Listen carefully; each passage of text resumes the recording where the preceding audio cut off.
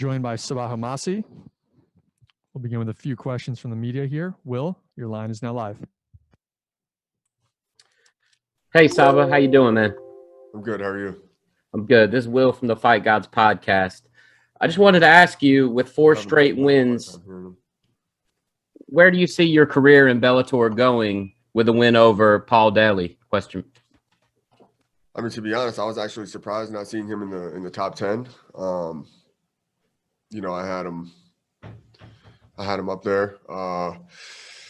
But after this win, I see myself just climbing the ladder, getting closer to a title shot.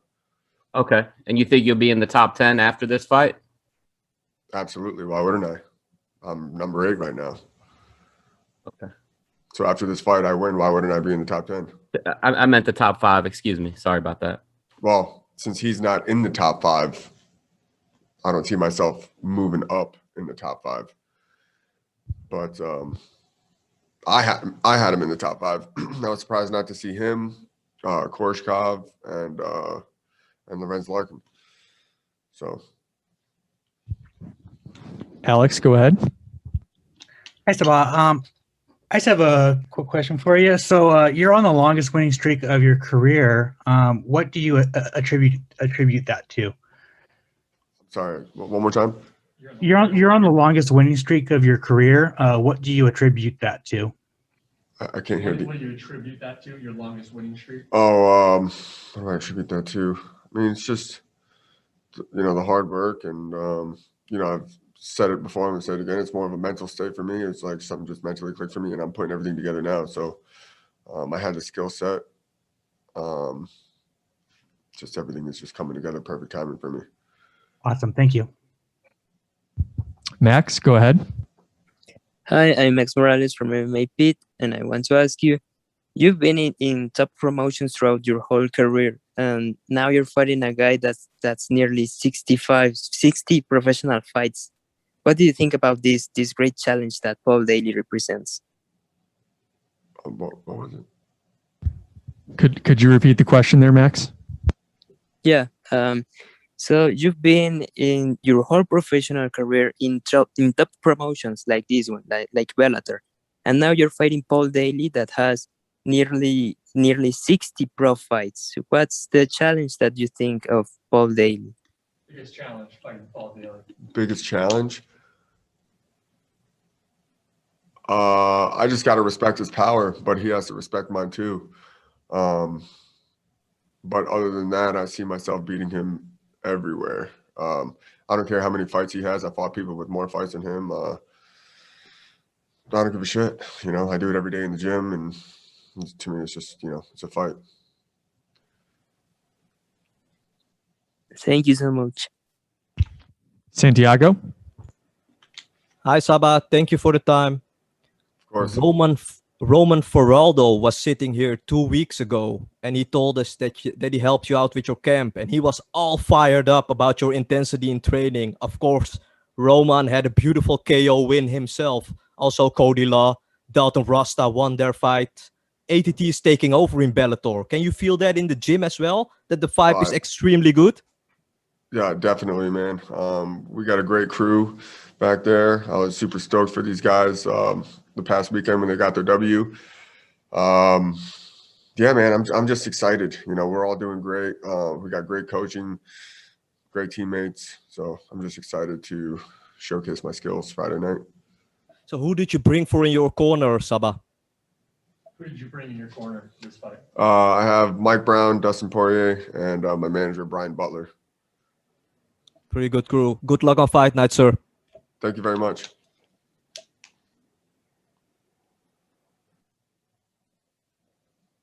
All right. Appreciate the time, Sabah. Good luck on Friday. Thank you.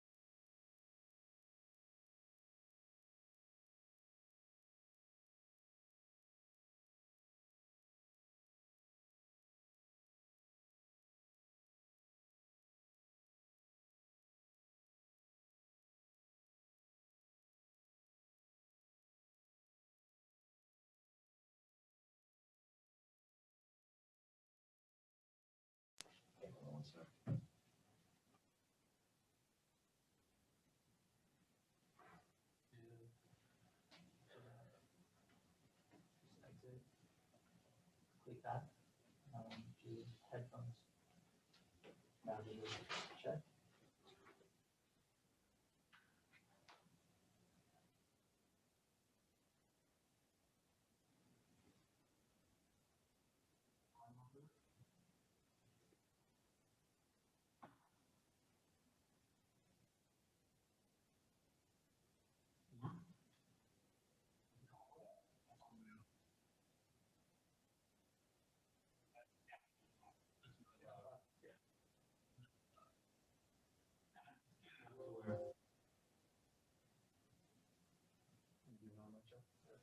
Mic check, mic check. Why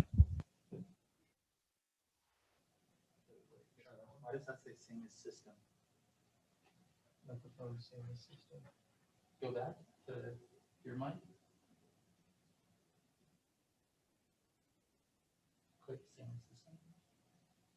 Do 910. Mic check.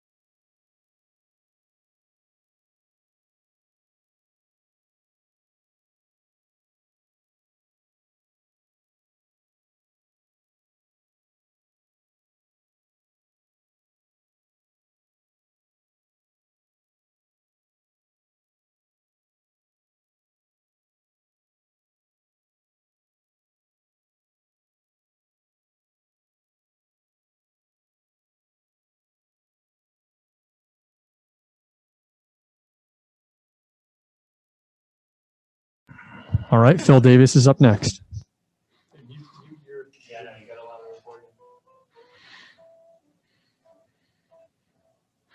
Phil Davis is up next. Hold on one second. Let me just make sure the preset's good.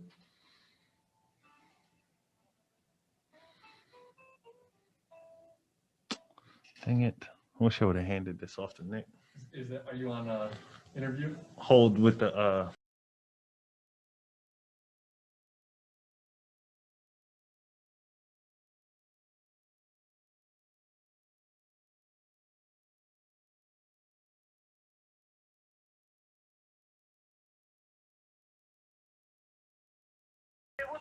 You can come.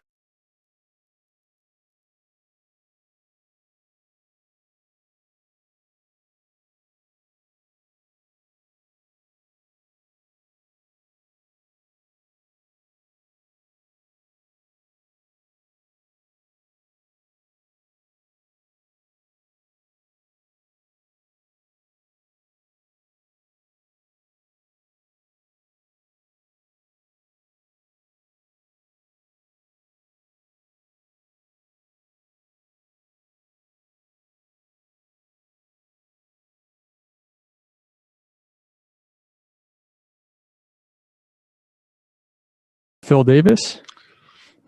We'll begin with a few questions from the media. Darnell, your line is now live. Hi, Phil. This is Darnell Praval with MMA Island. Out of the competitors in this competition, who do you feel would be your toughest test? My toughest test. Honestly, it's sort of cliche, but I want to say Nemkov. I think he's champion for the reason. He's a tough cat, and he's the guy to beat. He is the guy to beat, the champion. I want to have the light heavyweight belt, and after that, then clean up the rest of the tournament. And one more question, Phil. How has the stock market been treating you ever since your last interview? Funny you should ask. I was just upstairs looking at it. It's just been big. I was probably over invested in big tech, and obviously, I actually got my money out before it went crazy downward. So now I'm actually looking into some other things to invest in. Nate, go ahead. Just going off of that, sir, what other things can you give us some good stonk picks going forward? Yeah. So right now I'm also looking into what exactly Biden's what's his plan he just announced earlier and signed for. It's a $1.9 trillion infrastructure bill. So I'm looking into raw materials and what exactly is going to get done first and soonest, and kind of some small stuff, construction stuff that I might invest in. Construction. Okay, interesting. But back to the fight. On Instagram, you said, I hope you guys are ready. What should the viewers be ready to see on Friday night? That's the thing. I don't know. It's going to be crazy, though. It's going to be crazy. I can promise you that. Right now, I know Nemkov. You know when you get you skate by with a win, and this time he's coming to make a statement that he is the rightful champion, and I am coming to say no, you're not. And so, it's definitely going to be a very aggressive and exciting fight. Mike? Hey, Phil. So is this the perfect time for you guys to fight? You have the second longest active streak, obviously split decision. Didn't go your way last time. You said he's champion for a reason. Do you feel like everything lined up for this to be the perfect time for you guys to run this back? See, you feel it. That's why you would even ask a question, because you feel it. You know what I'm saying? Yep. You feel that. You put it out there. I was already thinking it, but you felt it too. So you know it's real. You know what I mean? I felt it. You felt it. It's real. I look back at that loss and I'm like, hey, I never wish I would lose, but at the same time, I do feel like it adds a little bit more theatrics to this moment, and how sweet it will be to win the belt back from a very close decision, and in such an amazing light heavyweight tournament. Cliche media question is my last one. More important to win this rematch or to get your belt back? It's the same one. It's the same fight. Belt back. And then you can work belt towards back. That's a very $1 million. emotional, to me, that's an emotional question, and I'm very not emotional about fighting at all. It's a job, and I do it because it's fun.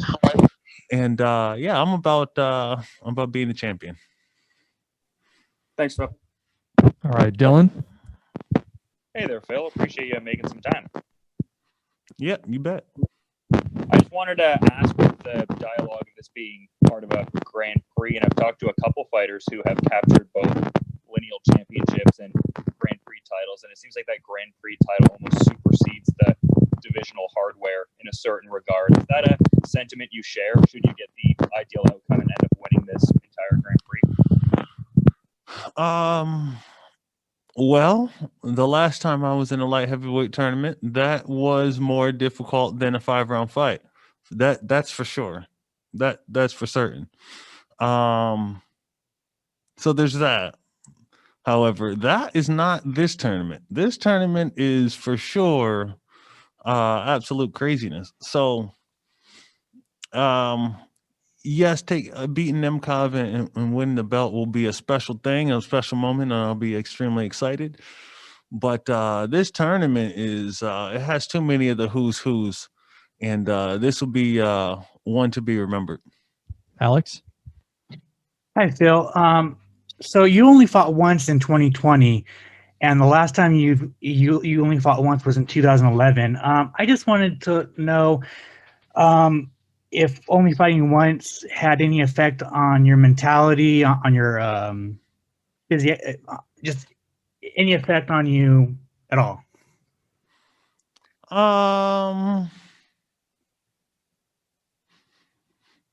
don't. You know, honestly, I don't think so. Luckily for me, you know, I keep myself very active in the gym. I don't think I ever was. My weight was never out of control. I stay fairly close to weight. I don't even check weight. I can look in the mirror and tell where I'm at pretty within a pound or two. So, you know, I manage my weight well. I stay in the gym. I put on just a little bit of muscle, and I'm just constantly cleaning up my technique and build new skills. So I don't feel like I lost anything. I might have actually extended my career just by having less damage, more technique, right? And you know, I just made the most out of 2020, which was a very disappointing year for a lot of people in a lot of different ways. And I feel like I was blessed in the sense that I was able to turn that into a positive for myself. Awesome. Thank you. Yes. All right, Max. Hi, Phil. I'm Max Morales from MMA Pit, and you have this rematch with Nemkov and a chance of potential rematches with Anthony Johnson and Ryan Bader. That's something adding flavor to the Grand Prix, or only the belts in mind for you? And is there some sort of dream final for you? Yeah, you know, all of those matchups are, you know, all of those matchups are freaking awesome. I am definitely motivated to avenge a loss, but in all things, I am just more motivated about winning this tournament because this is it has some of the who's who of the sport of the light heavyweight division. And you know, whoever wins this, the fans will go down and say, "Man, that guy is freaking awesome. You went head to head with all the killers in this division." And given your career, with thinking on a victory of this Grand Prix, what would you do with that belt? Would you pursue a double championship, or what would you be? What would it be in your mind? What would be on my mind?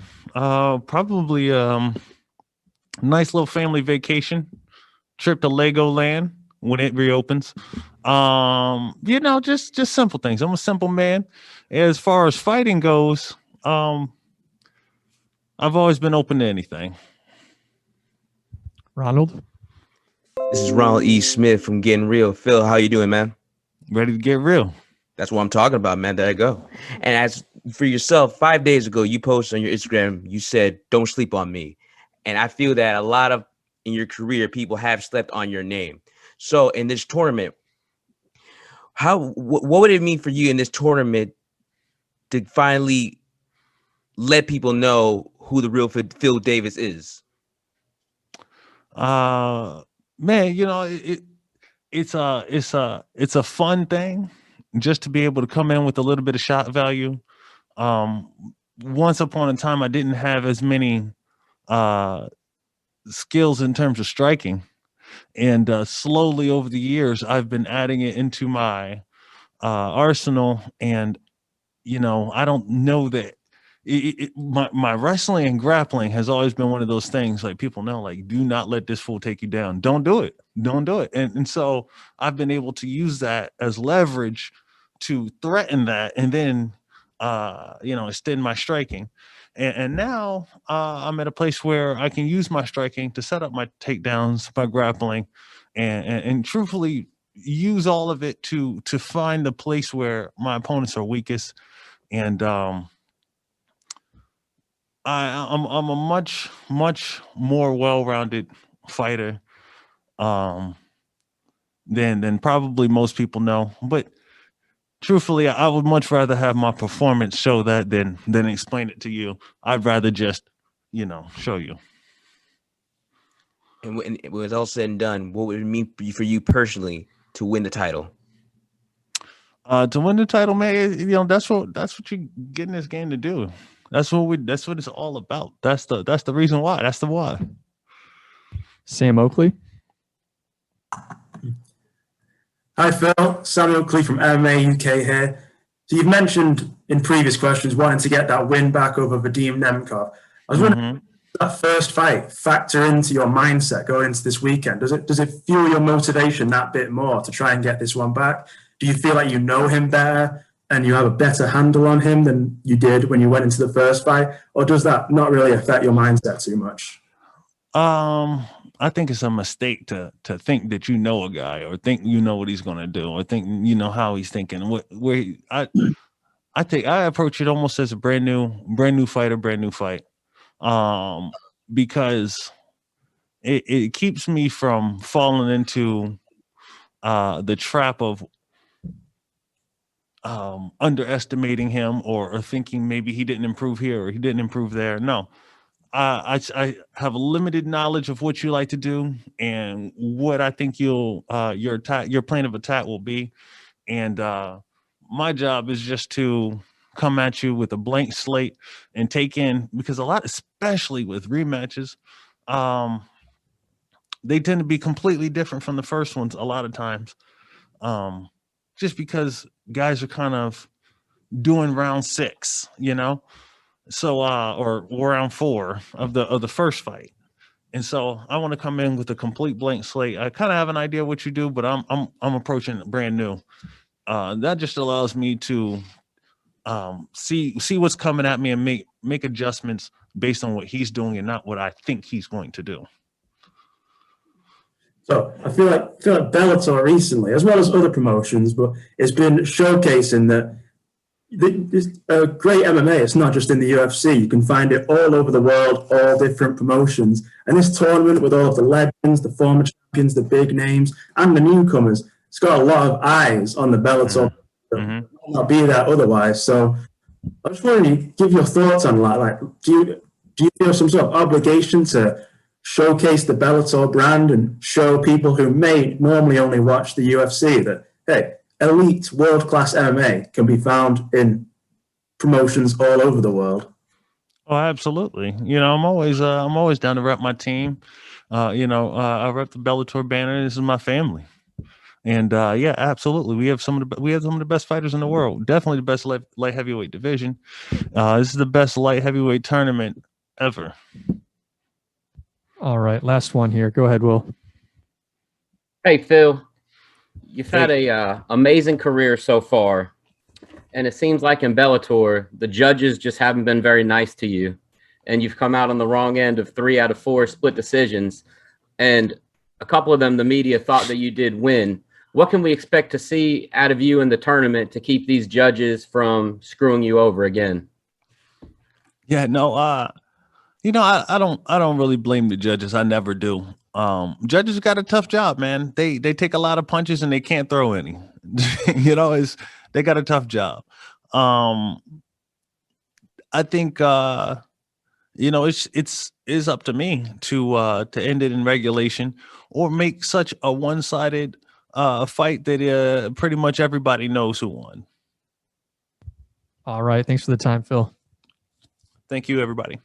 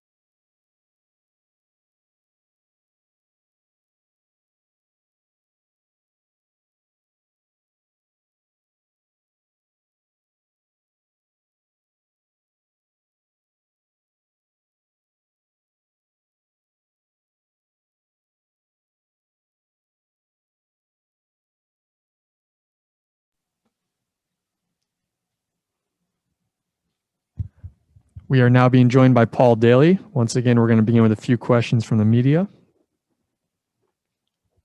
Max, your line is now live. Hi, Paul.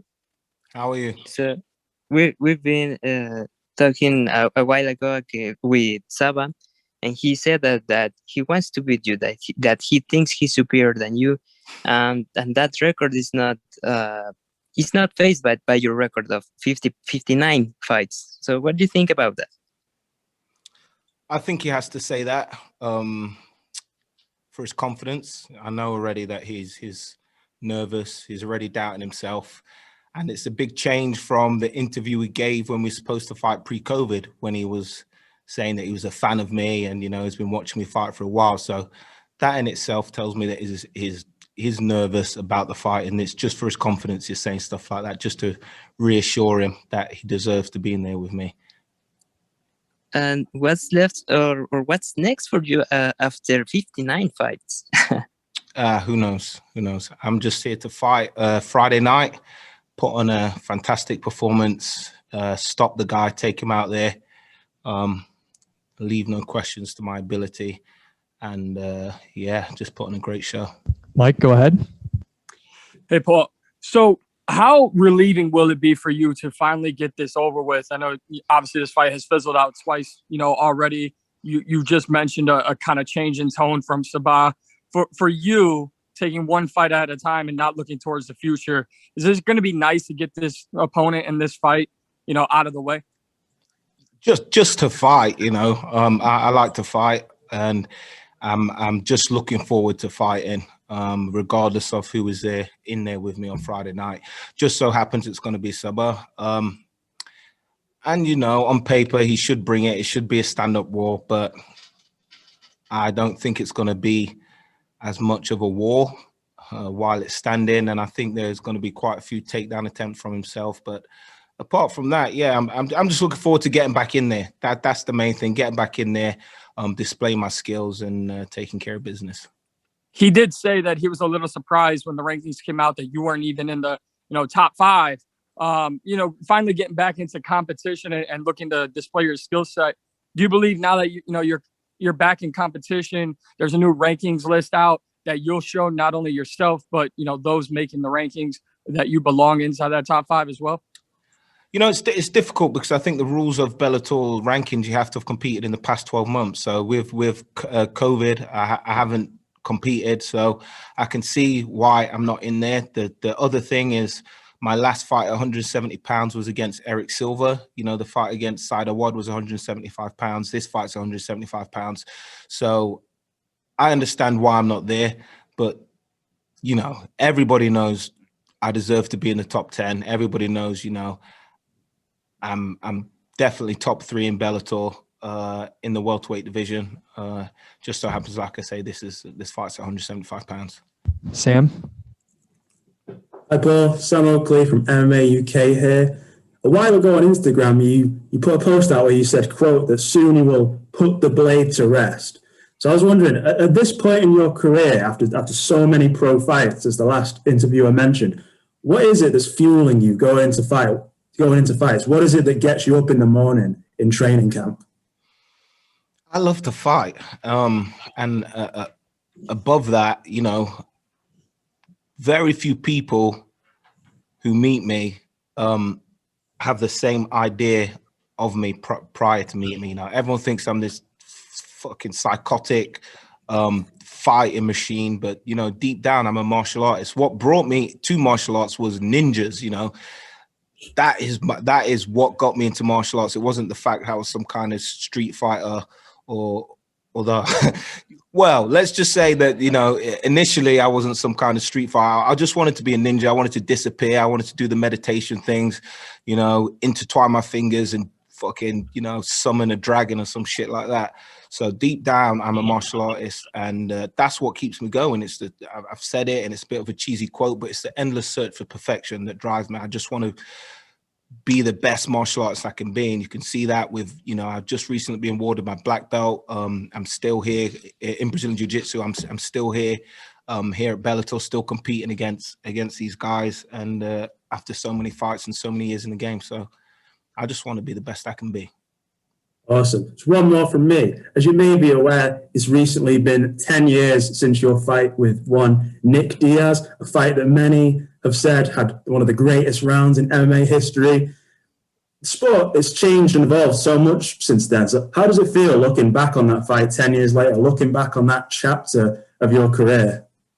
It's not something I look back on often. You know, I get people tagging me in it and all of this, like the best round in history or whatever, but I lost the fight. You know, I'm in there to win. So initially I would share it because, you know, I was in there with Nick Diaz, who I regard as one of the best mixed martial arts fighters of my generation. But now I don't tend to share it. I lost the match.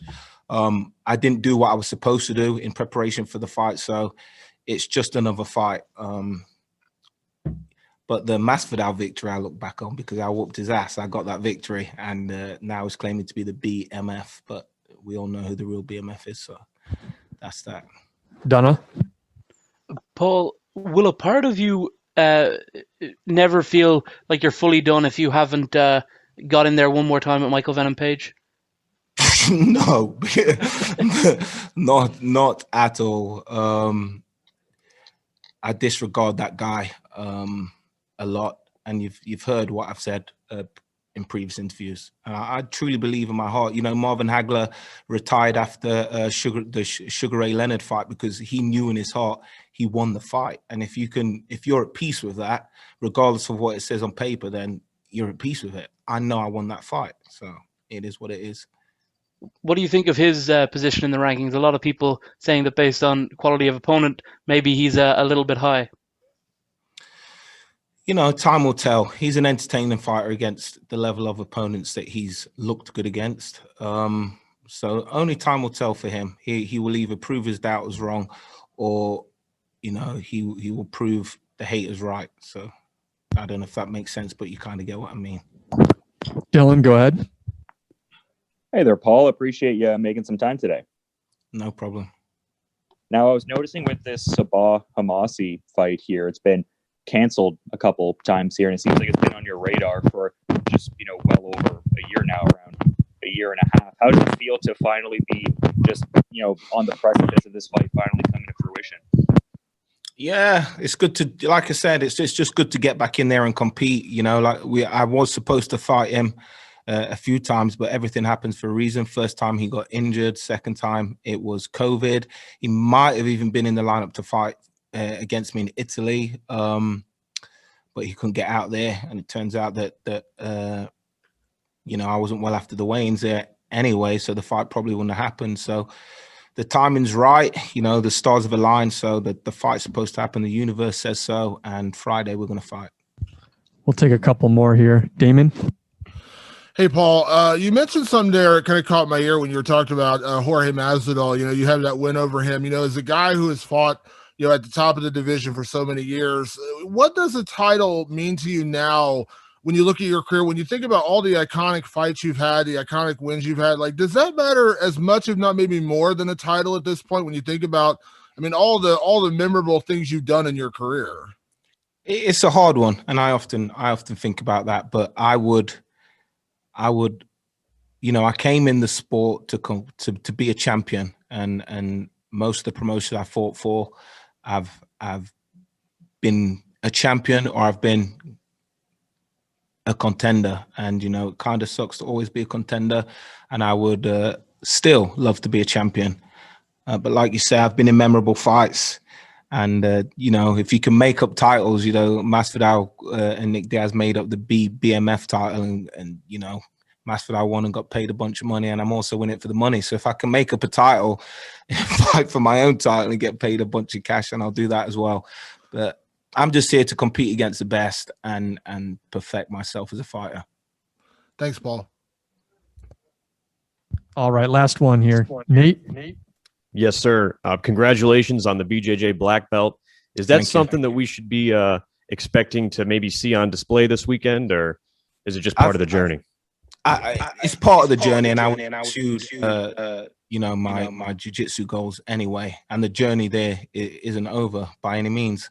But I think there's a possibility that you will see some of those improvements Hopefully not, because I know he's going to come for the takedowns. Hopefully I can stuff those takedowns and get away and keep the fight standing. But should I be on my back or should I be in top position? I think there will be notable improvements, and I have the confidence to do it now. I've always had the ability. I've only ever been submitted by Rory McDonald and Jake Shields. Two of the best grapplers in MMA. So I think that side of it, my natural ability on the ground has been underrated, but there's definite improvements, and I have a whole lot of extra confidence on the ground. Yeah. All right. Thanks for the time, Paul. Good luck on Friday. Nice one.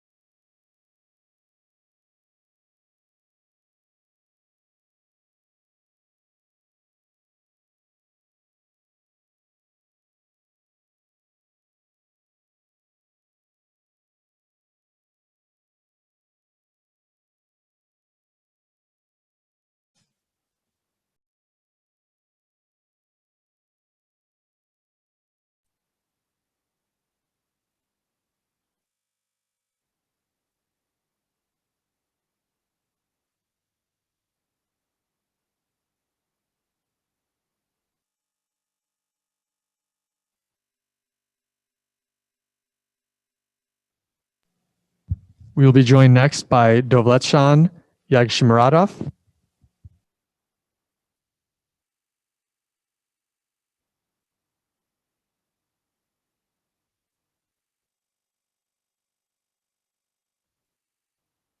Go.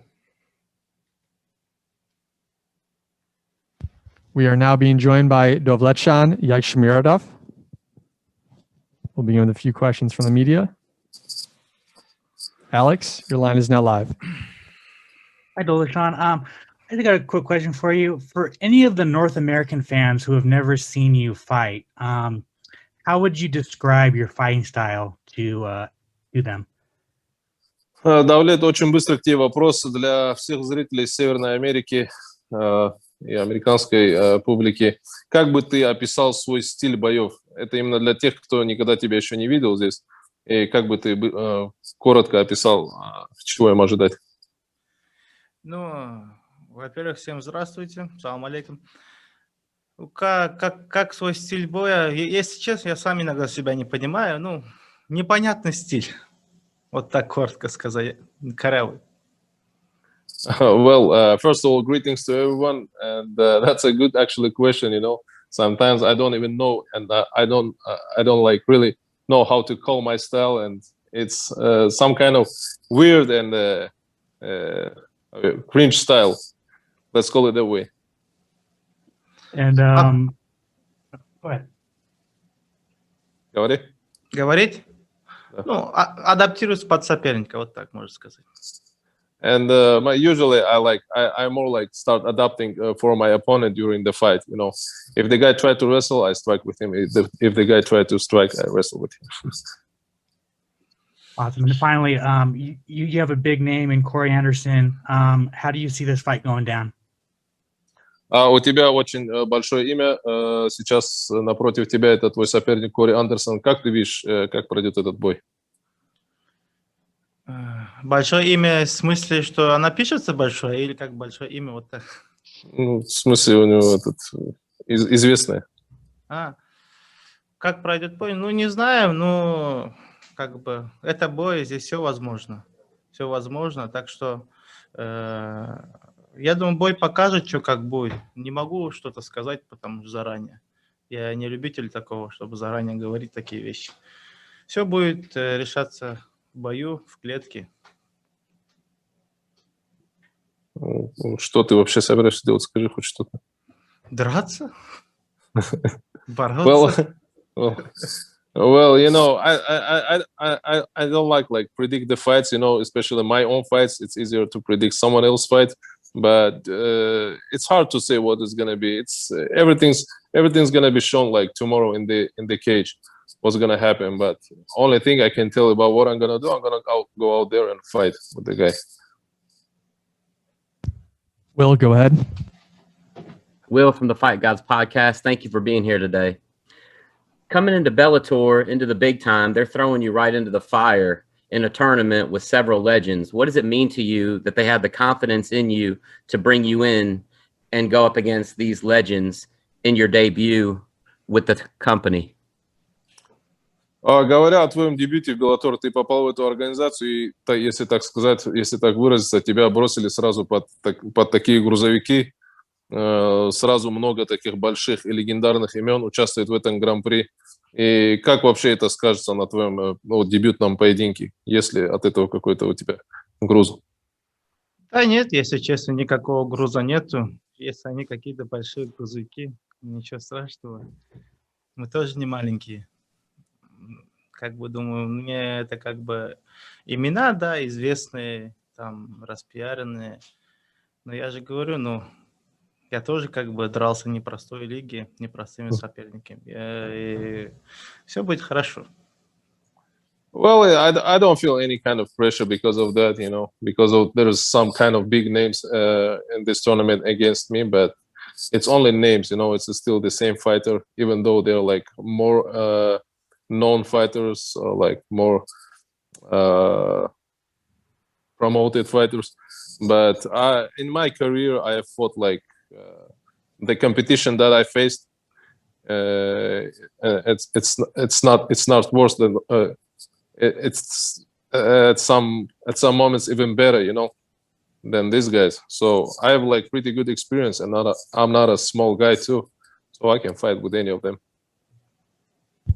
All right, last one here, Sam. Hello, Sam Oakley from MMA UK. As previously mentioned, this tournament is full of legends, big names, as well as newcomers like yourself. So I was wondering, are there any particular matchups in this tournament that intrigue you the most? Как уже упоминались, очень много известных имен в этом гран-при.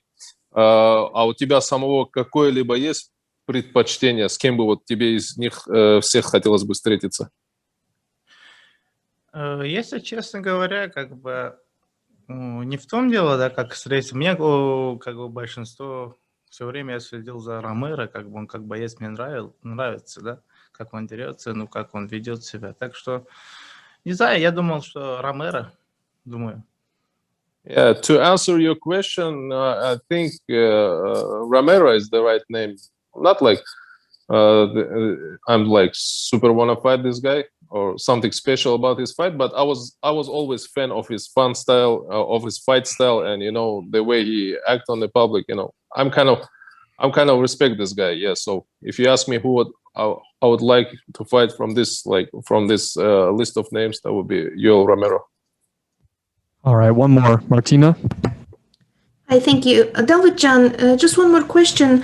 How did your history with ACA came to an end? Didn't they want to keep you on the roster? Вопрос, как вообще твоя история закончилась с ACA? Просто была информация, что они хотели тебя оставить, но в итоге мы тебя видим здесь, в Беллаторе. С ACA, как бы у меня контракт закончился, но они хотели, чтобы я сделал еще один бой, как бы, но в связи с пандемией, с карантинными нормами, не получилось получить визу. И так как мы договорились, обоюдное соглашение пришли, чтобы оставить пояс вакантным и отпустить меня. I fought out my contract, you know, my deal was over, but ACA asked me to do one more fight. And I agreed to that too, but, you know, because of some travel restriction during the pandemic, I couldn't make my visa to Russia at that moment. you know, and that fight got canceled too, you know, that scheduled fight, like one more additional fight. And, you know, at the end, they just released me, and now I'm here. Okay, thanks for the time, Dovletdzhan. Спасибо большое, Давлет. Все, вам тоже thank you.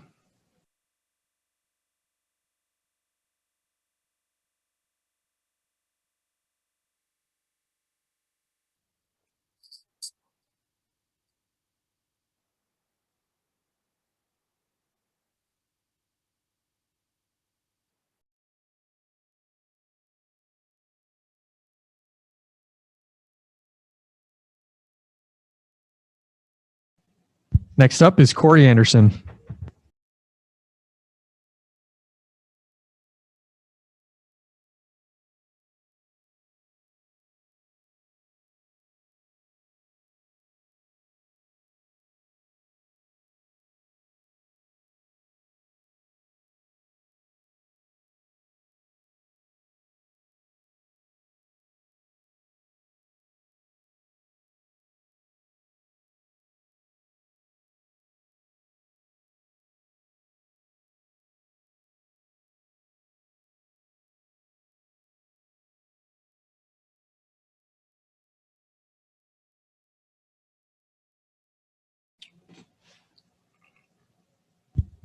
We are now being joined by Corey Anderson. Once again, we'll begin with a few questions from the media. Jake, your line is now live. Hi, Corey. How are you doing? Jake Jones from Ultimate MMA here. Congratulations on the birth of your daughter, Nina. Now, this was only a month or so back. Has this given you a new motivation to go and win that belt? And has fatherhood changed the way you're training at all?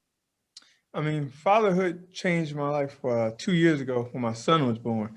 So that already gave me that new motivation, and that is what helped me on the winning streak I went on in the UFC. And then towards the end, I kind of lost focus of what I was fighting for. And we all saw what happened when I went into Yan. Like, I didn't fight for my family. I didn't fight for myself. I went out there to prove a point, and I paid the ultimate cost. And then coming back into the manhood fight, since that was my first fight after the February 15th, the refocus is back. You know, spent so much time with my son during the quarantine, watching him grow, building that relationship, and just remembering, like, this is why I'm doing everything. I'm doing everything. Every move I make is for my family, so I can give them a better life. So I need to go out there and be smart about it. And now that I have two, and having my baby, this baby girl, and not only having another baby, but delivering the baby myself, it just put a whole nother aspect on everything. And now it's really like, yeah, I gotta go out here. I gotta be smart. I gotta do everything so I can get home safely to my family and bring home 2 checks from 2 kids in my family. Absolutely. You mentioned a second ago about your loss to Yan. I know you, after departing from the UFC, you took to social media to note some serious head injuries that you suffered from after the fight. You mentioned about some of the blackouts that you suffered from. I think you kind of noted that the welfare of the fighters you didn't feel was, I guess, the UFC's top priority. What's life like under Bellator, and do you feel like you are much more valued and looked after as a fighter here?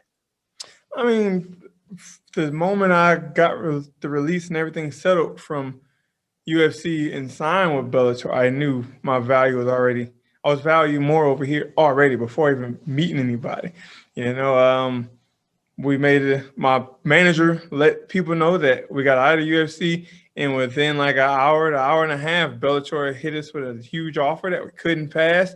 So like even him, DC, the people I was with at the time, like, yo, if you don't take that money, you are stupid. So we took that, and that showed me value, how much they value me as a fighter. And then a few hours later, I'm on the phone with Mike Hogan.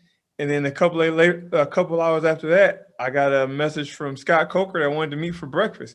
So in a matter of 24 hours, a new promotion had offered me my worth and money, reached out and actually talked to me to see what my plans are, what I was looking forward to doing. And then they wanted to meet with me face-to-face, which is something in my 7 years in the UFC, I still hadn't had a face-to-face meeting with Dana White. Damon? Hey, Corey, 2 quick questions. First, let me ask you, in this tournament, obviously, you're coming in as one of the, highest ranked guys, so to say, but you're facing kind of the one unknown guy in the tournament, the guy who doesn't have the same kind of name value as, let's say, Nemkov the champ or Yoel Romero or Anthony Johnson. Does that raise the pressure for you going into a fight like this, considering you are the favorite and the known guy, and you're fighting the one guy in this tournament who isn't kind of a household name in this division? Nah, don't put pressure on myself anymore. Like I said, going into the last fight against Manhood, they said the same thing. If we're getting knocked out in your losses, you're going against a guy that got 29 knockouts all in the first, or so many knockouts and 29 in the first rounds, or any pressure. The pressure is what you put on yourself, But I go into training camp and I look at my opponent, or my training partners, like, I'm going to look at my opponent. Granted, I'm not going out there to hurt them. I don't plan on hurting my opponent if I don't have to in a fight. But the plan is to go out there and dominate and win in the best fashion and get to him before he gets to me. So it could be the number one ranked guy. It could be the lowest ranked guy in the world. But the plan is go out there and fight like Corey Anderson fights. Go out there and be the mixed martial artist that you train to be every day. Don't go out there and fight down to the level of your opponent. Fight up to the level of the champion, because we train every day to be the champion, not to beat the person in front of me today. One more. I know obviously your only focus is on Friday, but I got to ask, if everything goes well this weekend, you already know who your next opponent would be. What did you think, if you saw it, what did you think of Ryan Bader's recent performance? I mean, at the end, he turned it up. He went out there and dominated and did what he should have did. And only thing I would say negative about his fight is the first 2 rounds. I was commentating it to my wife. Like, in his mind, I feel like he's thinking about that UFC fight when he blitzed in and got caught. But it's 7 years later. You're way better than that. He should have went out there and remembered, like, it's been 7 years. I've learned so much more. I'm not necessarily going to blitz in, but I can close this distance a lot faster. But playing the outside against a guy like Machida, who Machida's going to either counter or play kick game from the outside, and what he did, he ate Bader up for like the first round and a half. But once he got past that, he went out there and dominated and did what he should have did and looked great. And if that's who I got to fight, or that's who I'm going to fight in the finals, just got to be paying attention to those same things. Just can't let him get turned up in the beginning. Got to go ahead and push the pace early and do what I do and control the ring or the cage. Donna? Corey, your opponent on Friday night is kind of an unknown quantity. He's the only one in this tournament who fans generally won't know. He hasn't been in the promotion before. What exactly do you know about your opponent on Friday? I know he was the ACA champion I think he defended the belt probably 4 times, I think, at least 4, or he at least had it once and defended it 3. He's light on his feet. He plays the outside really well, and he wants you to overcommit. And when you overcommit, he's either going to throw a big overhand, he's going to shoot in for a shot. If you stay to the outside, he'll try to bounce, and lure you into a big, wild spinning heel kick or a low leg kick, trying to throw you off balance and make you rush forward. I just know he was a martial artist, He was the champ somewhere else. He is legitimate enough to be in this tournament with the other 7 fighters. So with that being said, I'm not going there looking past him because he's not a name we don't know. I'm not looking in there and thinking, well, I was in the UFC and I was in the top. I fought the top. So this guy, he's not ready. I'm going out there thinking this guy is as dangerous as anybody else. He has 2 fists. He has 2 legs. He got 2 eyes and 2 ears. He can hear, see, and throw whatever he want to throw when he sees it. So I have to use my same tools, my hands, my feet, my elbows, my knees, my eyes, ears. Stay on, stay focused, and be prepared for anything because we don't know this guy. So we don't know what he can throw. He can go out there and throw anything that we haven't seen before. So you got to be prepared for whatever and just be the best mixed martial artist I can on Friday night and dominate the way I know I can. There is dispute over in the UFC about, because John Jones vacated his title and then Yan fought Dominic Reyes and then he fought someone who was coming up from the lower weight class, that there's dispute over the title over there. Do you believe that the winner of the tournament you're competing in is the best light heavyweight in the world? I mean, I truly do. I had this conversation with one of my guys this morning. One of my best friends is here helping me out. And I said, if you think about it, they got this debate going on between the best in the UFC and the best in Bellator. Well, you look at 4 people that's in this tournament, me, Phil Davis, Rumble, Ryan Bader, have all fought the number 1 contender in the UFC. 3 of the 4 of us spanked that number 1 contender pretty well and handily. So me, Phil Davis, and Rumble all went out there and beat Glover pretty precise, not even close. The Rumble knocked him out in like 13 seconds. Phil beat him unanimous. I beat him unanimous. And one of us in this tournament has fought the UFC champ. And I'm 1-1 with that champ. So, to be honest, there's a higher, better rank of guys in the Bellator 205 than the UFC right now, because a lot of the new 205ers coming up are just new guys that sign up from contenders and that no one really knows, because they just got to fill these voids to find a new star. Mike? Hey, Corey, kind of to piggyback off that, Phil Davis said, one, this is the greatest light heavyweight tournament of all time, and two, Bellator hands down has the better of the two light heavyweight divisions between you guys and the UFC. Do you easily agree with both those statements? 100%. Like he said, I couldn't say any better. Like you just said, we have all the numbers, we have the skills, we have the names. I mean, really, in 205 over there, all you have right now is the champ and Glover, and people here already beat both of those guys. So it's kind of like it shouldn't even be a question. It's just the name of UFC. That's all. We hear a lot of fighters talk about having both the physical and mental aspect all in check. And when you talk about how much more welcome and loved and appreciated and respected you feel coming over to Bellator, having this quarantine time to focus on family and getting back to fighting for everything that matters, unlike, your last fight in the UFC. So with all that in place, are you fighting at the perfect time this weekend in this tournament and moving forward? Oh, 100%. I made a post a couple of days ago and said I'm in the best place I've been physically and mentally in my whole career. And that's just the fact you don't have that. You're not fighting with the organization. I got to a point, before the Johnny Walker fight, I didn't fight all that year until the end of the year to fight Johnny in December, because we were fighting with the promotion the whole time, And then even after the fight, it still was a fight, and then I wasn't going out there. It got to the point, like my manager called me and said, "You're not the Corey we know anymore. You're changing. You turn into this ugly person. You just have a beautiful soul. That's not you. You don't speak like that. You don't act like that." But it was to the point you get so fed up to arguing with people. It's like, I've been here for 7 years and done everything you wanted me to do. It's kind of like you still don't appreciate it. And now, so you're fighting two battles. You got to fight the guy in the octagon, but at the same time, you got to fight the people you work for. As for here, I haven't had any of that. I reached out to Mike Kogan, nothing but respect. Every time I got a question, he answered back. Any misunderstanding, we get it worked out. Boom. He talked to my manager talked to me. Everything is worked out. It's been smooth between two fights. Camp, there's no headache. I'm not stressing like, so if I go out there or I say this, are they going to punish me? Oh, is this going to happen if I tweet this? If I post this post, are they going to get mad? If I tag this person, are they going to get upset? It's literally, I can be me.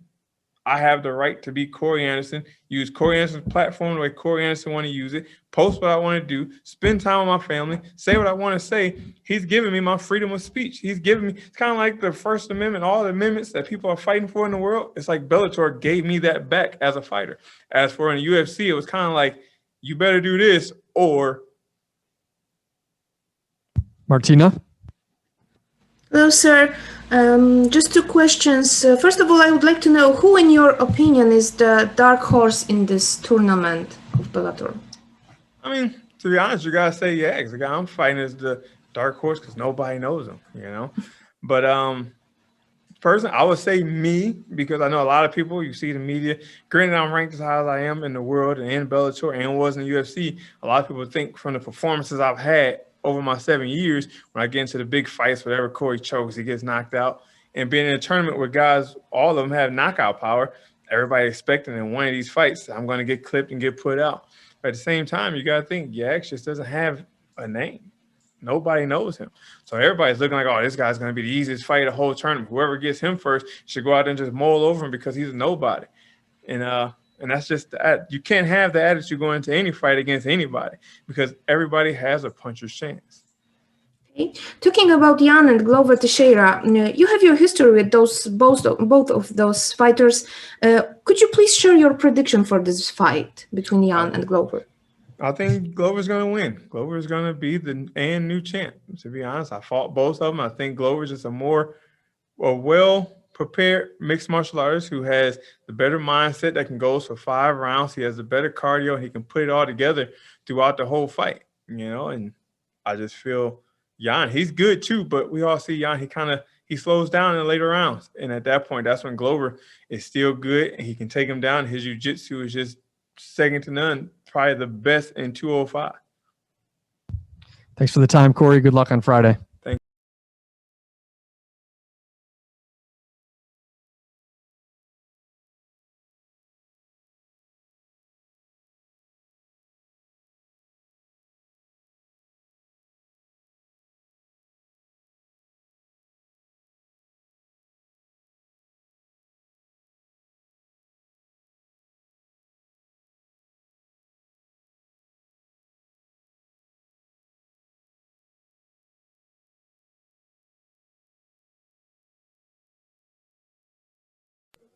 Next up is Vadim Nemkov.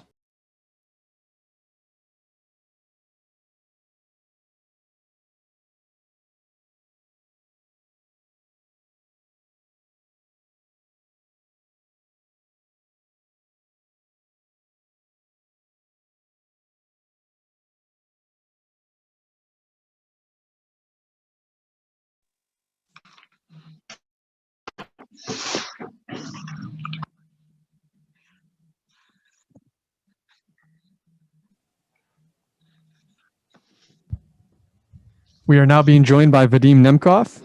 Once again, we'll begin with a few questions from the media. Will, your line is now live. Hey, Vadim, this is Will from the Fight Gods. Coming into this tournament, you're the champion. Number one, does that add extra pressure to the tournament to you? And also, coming off of the win over Phil Davis by split decision, what can we expect you to do different to win a more dominant fight this time? Вадим, меня слышно? Да, Ром, слышно. Вадим, ты сейчас входишь в это гран-при как чемпион. Оказывает ли это на тебя дополнительное давление? И потом будет второй вопрос. На первый ответь. В это гран-при я вхожу в статусе чемпиона. Ну, я постарался выкинуть эти мысли из головы. Сейчас я вхожу в это гран-при как обычный боец, и моя задача просто зайти и выиграть это гран-при. Но все равно так как Yes, Давай. Yes, I'm on this Grand Prix like a champion, but I try to move these things out of my head.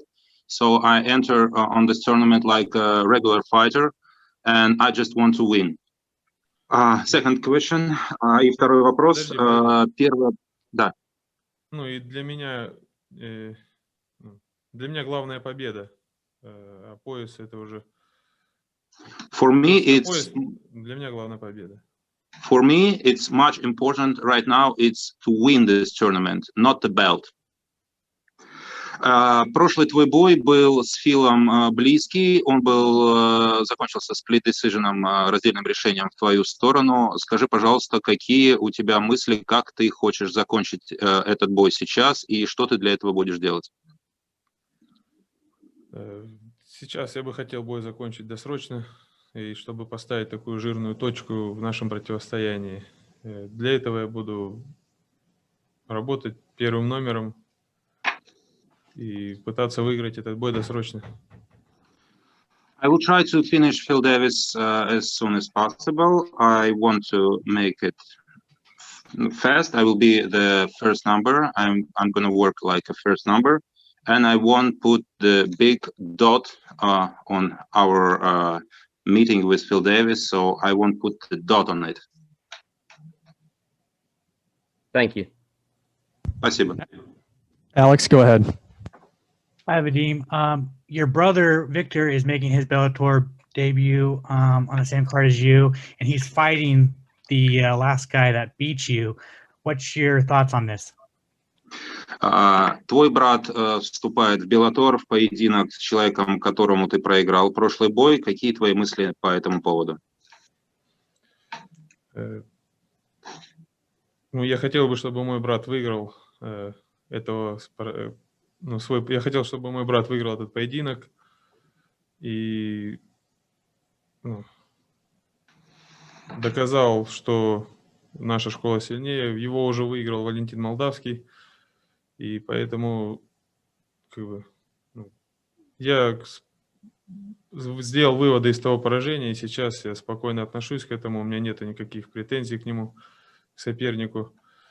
Единственное, что мне нет смысла с ним драться, реванш пока, потому что сейчас я чемпион Беллатора уже за этот промежуток времени, а Карл Альбертсон успел за это время проиграть несколько боев, и для меня это поражение, которое было в молодости, оно меня не тревожит.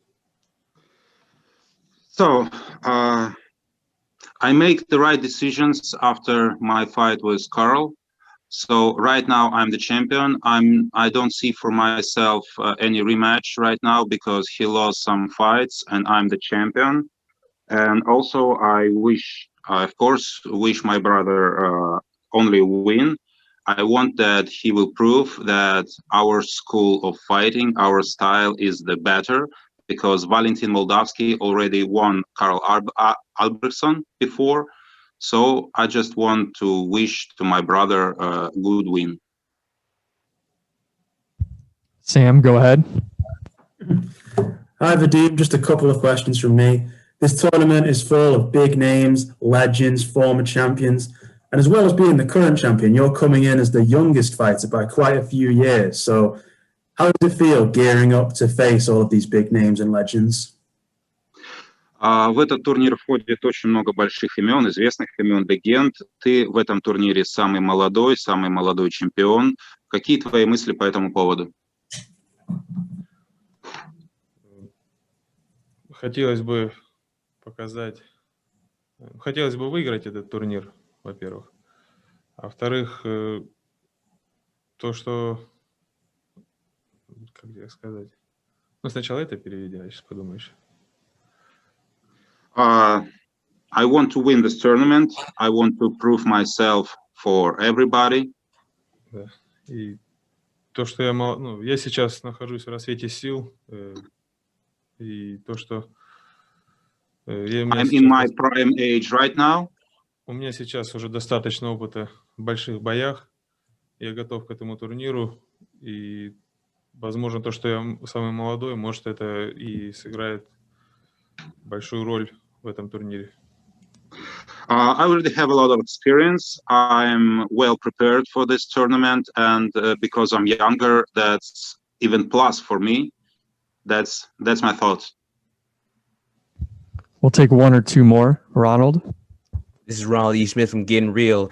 Vadim, I just want to bounce off a question you just answered. What are you trying to prove?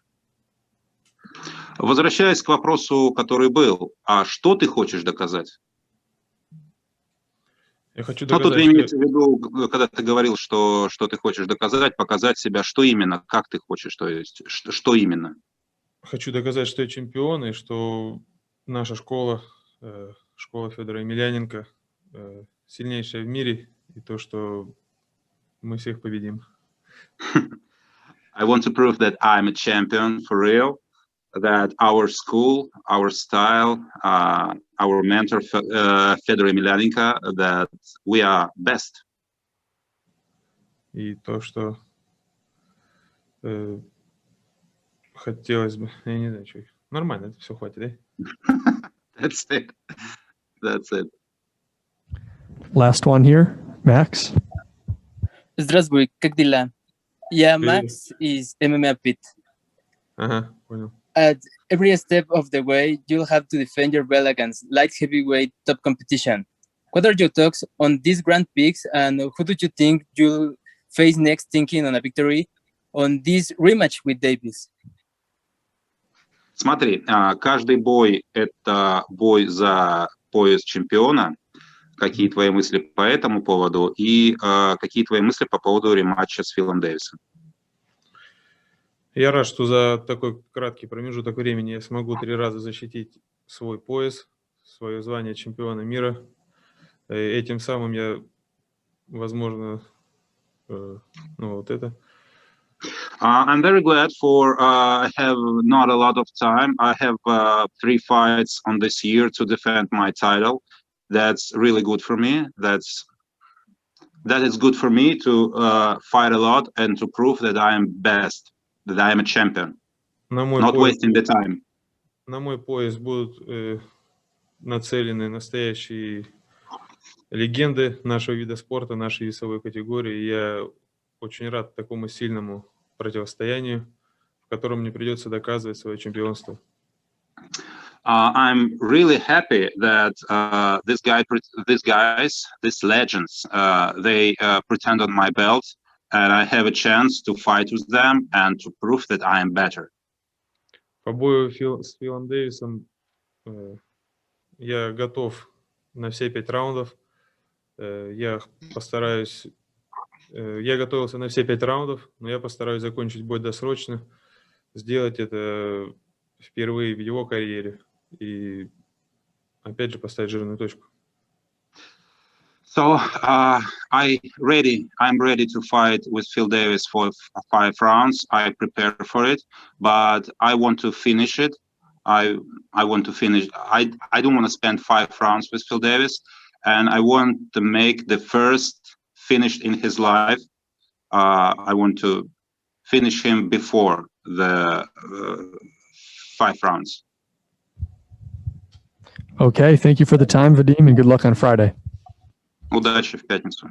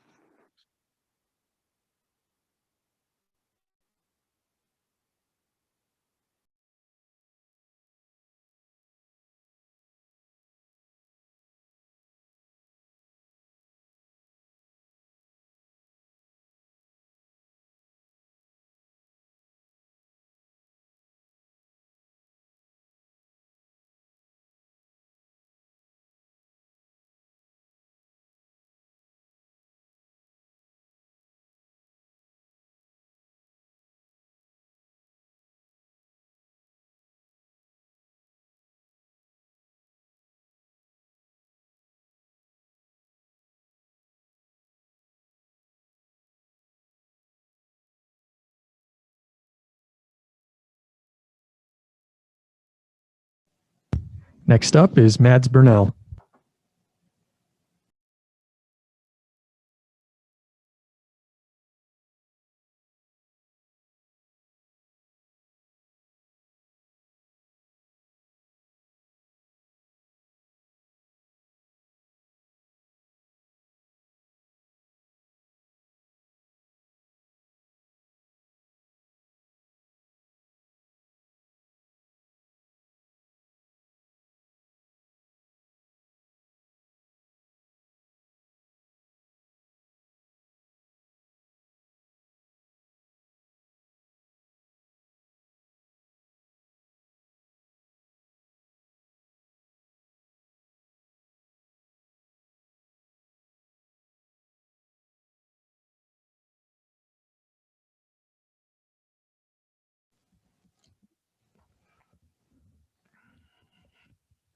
We are now being joined by Mads Burnell.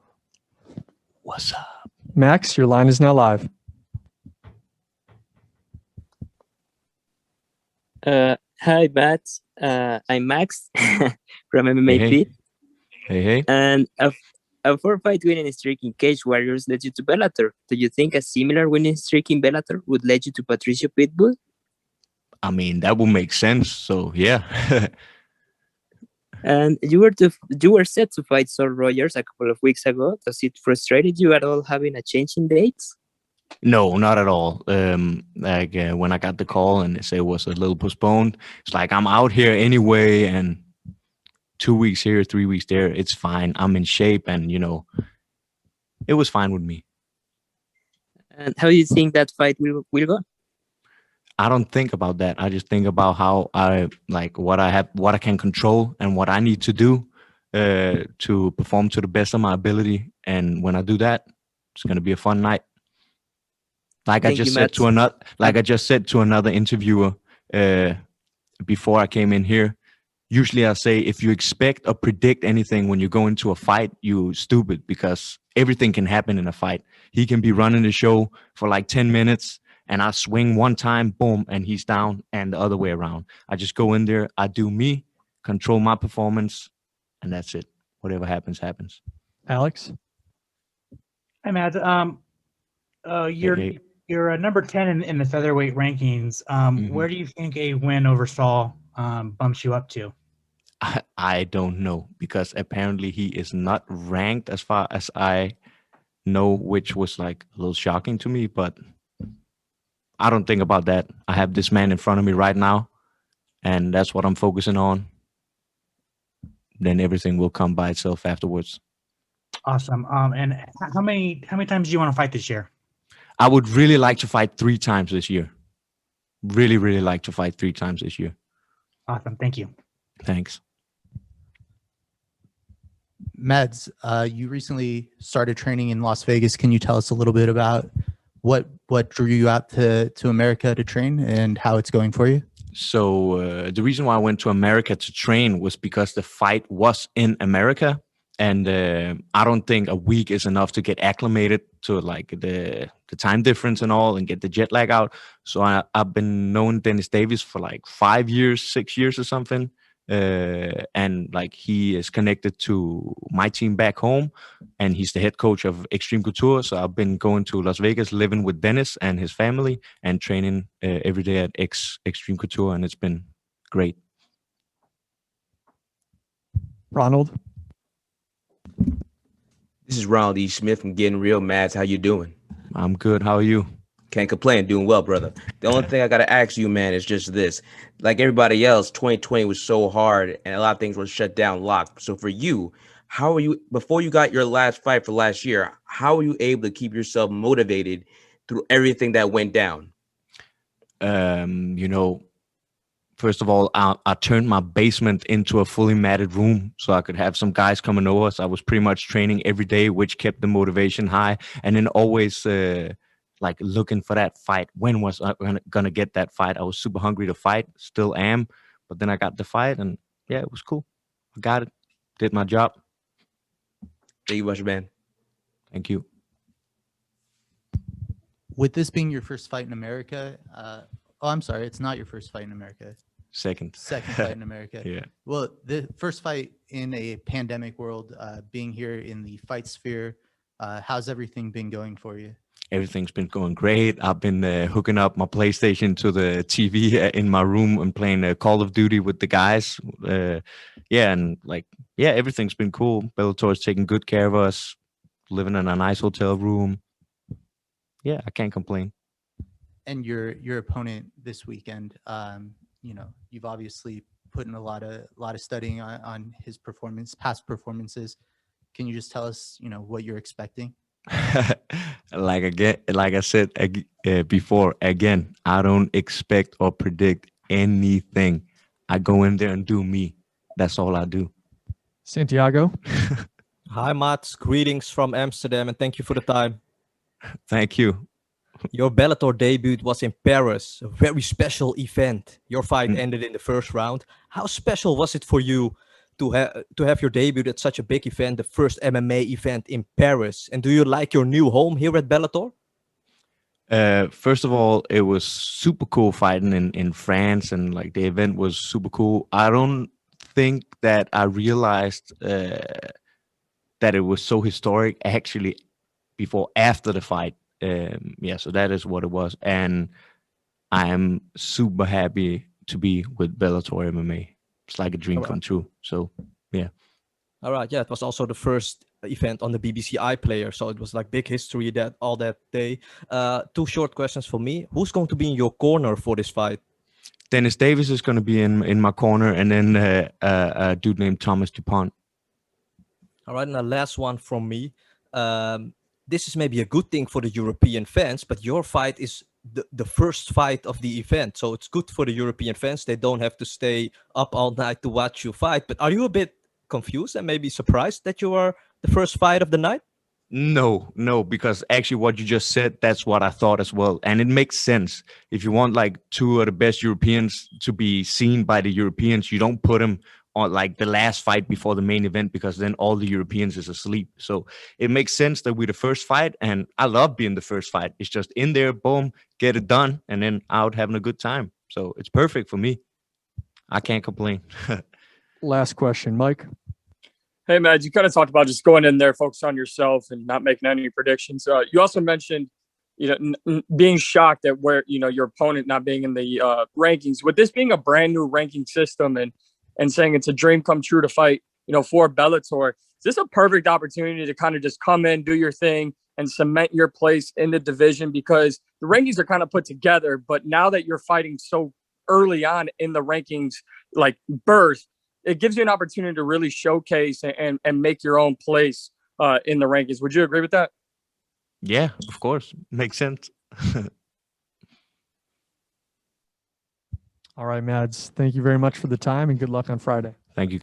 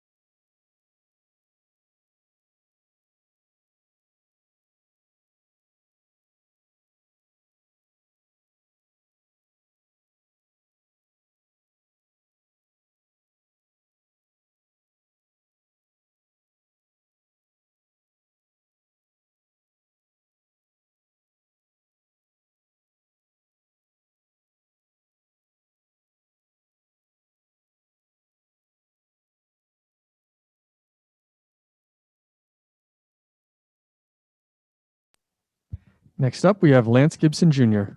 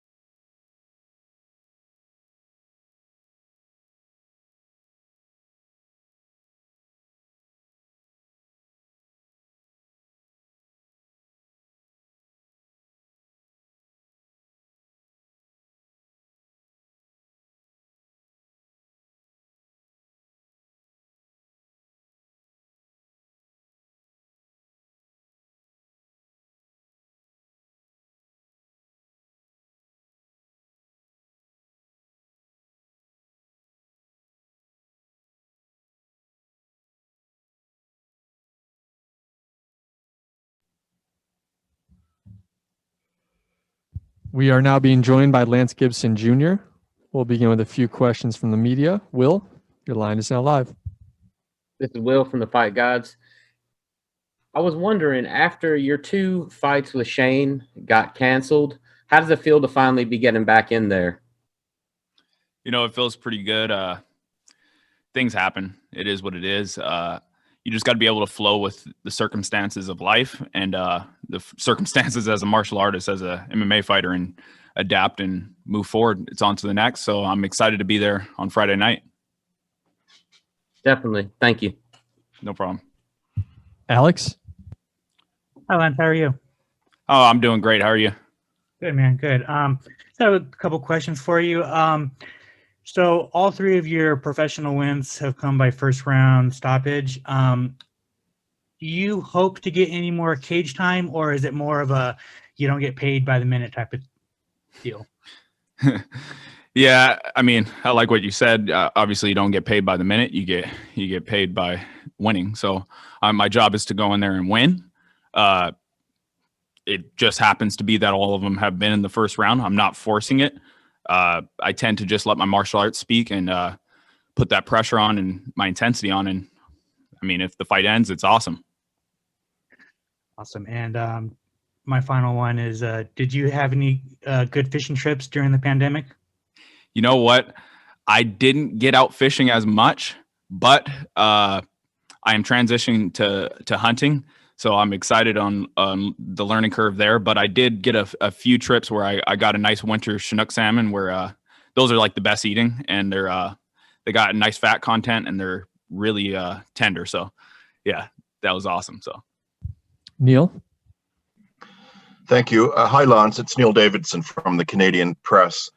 I understand that one of the fights that you had canceled last year was going to be on the same card as Julia, as this one is. Does it help you when you're training? You're both aiming for the same date, target-wise, with a fight, or does it not make any difference given you guys are always training together? You know, I feel like it's in between both of those. It's in between both that it kind of doesn't matter because we're always training and we're always training side by side. But at the same time, it helps because we are training for the same date, for the same goal, to go in there and dominate. So, yeah, I think it's both of those answers for sure. And a quick follow-up, if I may. Your training and fighting really is a family affair. Does that help or hinder? I mean, when the fighting's over, can you put everything aside? You know, your dad being a trainer and everything. Does it make things easier or complicate things? You know, we haven't had any complications with that. It's been pretty smooth and easy. Us all being martial artists, it helps a lot because we all adapt the same mentality and the same mindset of one, respecting each other, two, having the discipline and obviously all the core values of martial arts. So being a fighting family, it's awesome, and it's not difficult at all. I don't see that. Thank you. Good luck on Friday. Thank you so much. Max? Hi, Lance. I'm Max Morales from MMA Pit, and this is your second fight in Bellator. And in 2020, the promotion tried to book you more than once, maybe meaning that they are really interested in your development here. Do you want to become a figure like Ilima that got her chance to develop in here and eventually prove that she belongs to the world's best in her division?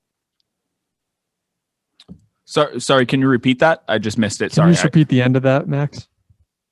Yes. So would you like to become a figure like Ilima that got her chance to develop in here and eventually prove that she belongs to the world's best in her division? Are you saying Julia? I'm saying Ilima. Ilima, like Ilima Lay. Oh, yes, Ilima Lay. I see what you're saying. So I believe that I want to develop my skills and obviously become one of the most feared fighters in Bellator MMA. That's the goal. Not even the goal. I would say that's just kind of an underlying process that's going to happen. But I got a job to do Friday night, and that's to go in there and dominate and to showcase the world who I am and who Fearless Lance Gibson Jr. is. So take it step by step. And at the end of the day, I want to be myself, and I want to be one of the greatest. So that's my goal. And you're still 3-0. So at 3-0, how are you feeling all this attention, all these media conferences, all these cameras, all these shootings? How are you feeling all of this? I believe I was born a star, so it's nothing new. I feel like it's I've been around the sport for so long since a young kid. I've been in the corners at 5 years old. I've seen a lot of this before. I've had family members that are athletes, so I know what it's like, and I enjoy it. I enjoy the process. I enjoy everything about it. So I can get in there on Friday night and do my job, and then continue to do this because this is what I love. Well, Lance, thanks a lot, and wish you the best. Thank you. All right, Lance, thank you very much for the time, and good luck on Friday. Thank you so much.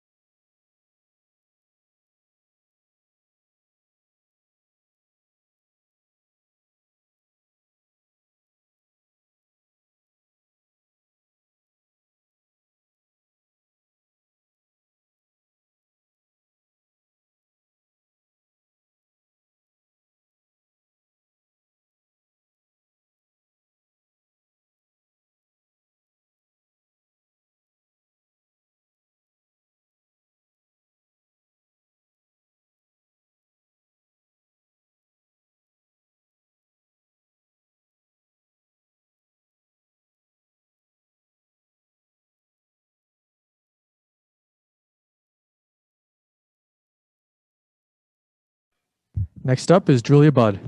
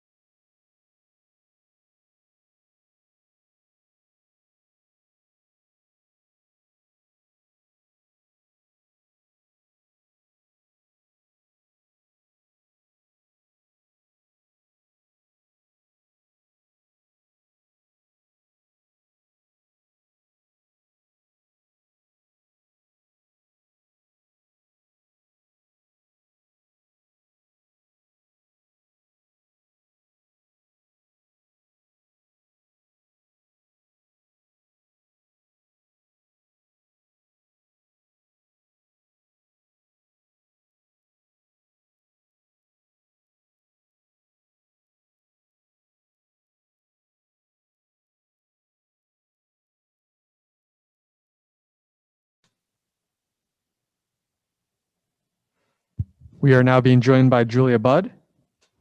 We'll begin with a few questions from the media. Neil, your line is now live. Thank you. Hi, Julia. It's Neil Davidson from the Canadian Press. I hope you're well. Hi, thank you. Yes, I am well. I know that you and Lance Jr. were supposed to be on the same card last year, but his opponent dropped out. Is it different when you're both on the same card and training towards the same target date? Is it more intense at home since you both got fights, or is it pretty much business as usual since you're always training together as a family? It's pretty much business as usual, but yeah, it's more intense because it's more intense for Lance Sr. really, because he's got to hold pads for both of us and get us both ready for the exact same date. But for us, it's just same as usual. And is it relaxing having him around fight week, or do you guys not spend too much time together? Oh no, we're together. We're together 24/7 with us as a family. So we're together, and we're just starting our weight cut and doing our interviews together. So it's been pretty cool actually to have somebody with me doing it alongside. Thank you. Good luck on Friday. Thank you. Sam, go ahead. Hi, Julia. Sam Oakley from MMA UK. Hi. Hi. You've obviously been around for so long. You fought in Strikeforce, Invicta, now Bellator, won titles, faced a who's who of iconic female fighters. The sport and women's MMA as a whole has changed and evolved so much over the years. So how does it feel to have been a staple through all of these changes, to have fought at a high level throughout it all, and to have been a key figure in this emergence of women's MMA? Yeah, it's been amazing. It's something I'm really proud of. I'm proud of my journey. I'm proud of where I started and how it's gone. And I'm still here, and I still have a lot of drive. And I'm so excited to go out there and put on a great performance on Friday night. Just one more from me. At this point in your career, as I mentioned, the journey you've been on, all these organizations, winning titles, facing a who's who. What the motivation changed from when you started your career all those years ago to now, or is it the same? Is this next fight just a stepping stone to get that belt back, or have those motivations and goals changed for you at all? It's always to be number one. That's always my goal, is to be the champion. But at the same time, I never overlook an opponent because it could be dangerous. So I'm fully focused on my opponent on Friday night, but I want my performance to be so good that they can't deny me a title shot. Ronald? This is Ronald E. Smith from Getting Real. Julia, how are you doing? Good. How are you? Can't complain. One thing I would love to ask you is as everything that's happened in the past year and a little bit of this year, everything keeps changing and evolving, especially in the MMA game. So I would love to know, how have you been able to keep yourself motivated and determined with all the shutdowns and everything that's been going around in the world?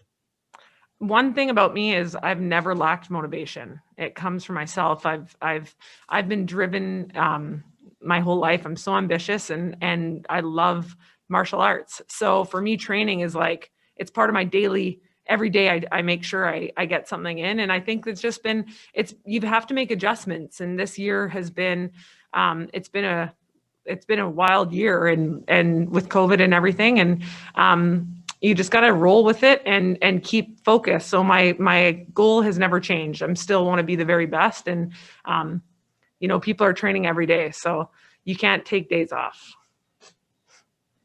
Thank you. Max? Hi, I'm Max Morales from MMA Pit. And hi, you got the featherweight crown in 2017. You defended 4 times the belt, and this is your second fight after the fight with Cyborg. How do you feel fighting again for 3 rounds? And what do you think about the next Cyborg fight? I think, I'm excited about my fight on Friday night. I'm ready to go out there and put on an amazing show. And I'm glad that they booked her another fight. And I'm excited to see how that plays out. And I want my performance to do the talking for me and let everybody know that I deserve that shot next. Will? Hey, Julia, Will from the Fight Gods podcast. Your opponent for this fight is not very well known in North America. How well do you know her, and what do you expect from her when you go out there in the cage? I study all my opponents, and I know they study me. So she's been in the game for a long time. She's been fighting since 2009, and so I've been watching her fight, and I've known of her. And I was excited when Bellator called and said I had an opponent, and so I know who she is. Other people don't need to, but I know who she is. All right, last one here, Alex. Hi, Julia. You just said that with a win on Friday, you hope to get a title shot. But would you take a fight with Kat Zingano? Yeah. I'm a gamer. I've never turned down fights. I've never picked opponents. I've never had that opportunity. So I'm ready to go against anyone at any time. Awesome, and good luck. Thanks. Thank you very much for the time, Julia, and good luck on Friday. Yeah.